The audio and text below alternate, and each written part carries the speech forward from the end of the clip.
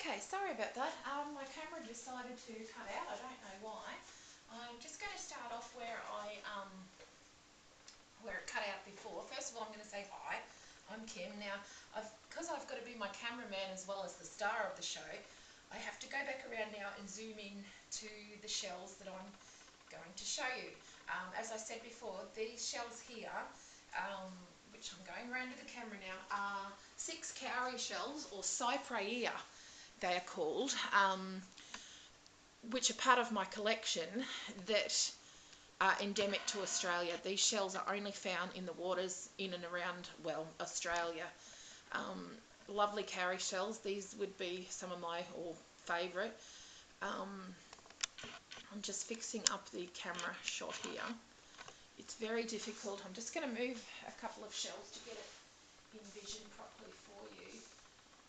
These shells are so pretty. They have some of the most beautiful patterns and spots on them, ranging from dark shells to light coloured shells. Obviously, as you can see, large shells to small shells. There's a whole heap of different sizes. Now, I'm going to be going backwards and forwards to the camera, so you'll just have to bear with me. But as I said before, starting off with these two guys here. These guys are called Cypgirl umbilia hesitata. Now, they're often also called the wonder cowrie. That's just one of the other names that they have. These two are the same shell, however, this one is obviously a different colour variation to this one here. Now, these guys they are found in cold, deep waters, about 100 to 200 metres in depth. They feed on sponges, and, well, they are just a gorgeous shell. I'll bring it up closer. I hope that you can see these much closer here with what I'm doing. Gorgeous, gorgeous shell.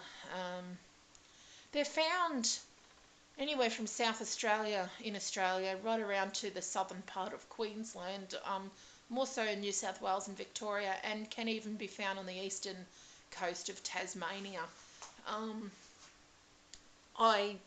Sorry about my fingernails. I just love these. They come in so many different variations. You know, these shells are, I can't even explain. I just love shells. Okay, and this one is the same shell but a different colour variation, much darker colour. Oh, sorry. Oh, great, you saw my hand with all the writing on it. Much darker colour, beautiful patterns on there. Yeah, that's all my names. If you saw the piece of paper sticking out of that, that is the names with the data of where these shells were found. Okay, so the next shell along here, this one is also a version of the umbilia hesitata. However, it is called a Cypgirl howli. Now, what makes it so special is that it is the albino form of just the straight out hesitata. These ones are much more rare, are worth quite a lot more money than these two. I love these. They're white, they're gorgeous. Pure white, that's why they're called an albino. I'm just going to go like that. Oh, I hope this works out okay. This one I don't have any data on. I'm not sure where it was found. It would be in Australia, obviously. So I can't actually tell you the actual location, but these two here, that one I don't have data on, but this one here I do. Let's just have a look. I actually bought this one, and it was the darker one here. It was said that this one was a Cypgirl hesitata capricornius, but I've been told that it's not, and that it had the wrong information on it. However, it's a bit, well, I'm not sure to believe whether it was actually found where it says, and that is Lady Musgrave Island, which is actually not far from here where I live. So yeah, that one's a bit of a question mark, but anyway, I still love it. I don't care where it was found. It's absolutely gorgeous. Now, moving on to the 3 little ones here. This one here is called a Cypgirl friendly. Now these little guys are only found around Western Australia, on the other side of Australia to where I live. This one here, it's a dwarf form. They do get bigger than that. Gorgeous spots on this little fella.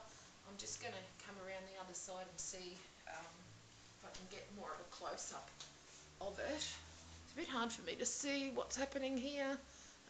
Where's my hand? No. Oh, there it is. Okay, he is gorgeous. Look at the colours on him. Only a little one, but, you know, he's still just as cute. I love him. I purchased this one. He was found, I'm just going to have a look at the data on him. He was actually found in WA. It doesn't say exactly where in WA, but in WA, so I can't give you an exact location on this one. Okay, moving on to the next shell. This is a cute little one, but he's a lot, if you notice, a lot shorter and fatter than these type ones. He's quite high. He's what they call the dorsum, or the back part of the shell. That's the top part of the shell. It sits up quite high compared to these fellas here. Now, this one is actually called a Cypgirl decipiens. These guys are actually found in Western Australia as well, and this little fella, I actually have the data, he was found in a place called Broome in Western Australia. Gorgeous little shell, quite dark colours on him, a bit of a white what they call a mantle line, this line down here, that's actually what they call a mantle line on a shell, where there's actually a line, you know, a quite obvious line. A lot of the tiger shells have that. He's a lovely brown colour. I have him in one of the images that I have on my Facebook page, which is called Shell Art Canvas Images. He's part of a group of shells that I've taken a photo of, a proper photo, more so than, it's a better photo than the ones I've taken this morning because I did them really quick. He's a lovely brown colour. Yeah, gorgeous colouring on him. He's quite shiny, as you can see. He's got quite a shiny, what would you say, shiny look to him. Now the shiny look, you'll be interested to know, is actually because he would have been, back in his day when he was found, taken live. Now it's frowned upon more so now because, well, with the environment we don't like to kill or dispose of the animal that lives inside, but when a shell is taken live, it has the beautiful shiny sheen on it. If you find what they call a dead shell, generally, unless it's only been dead for a very short time, the shell, the sheen on it won't be, or shininess of it won't be as good, and that's what they call a dead taken shell. This is a live taken shell. Some of the shells and a lot of the shells I've got are dead taken shells, but these ones, as you can see, are live taken because they've just got the most beautiful shine on them. So this little guy, Cypgirl decipiens, and then we move on to this cute little white one. It's called a Cypgirl marginata. Now, once again, it's flatter, like this little guy, the Cypgirl friendy over here. This one's a flatter version with his dorsum. This little, or what we call cowrie shell, is the other name for them. This little cowrie shell was found at a place called Garden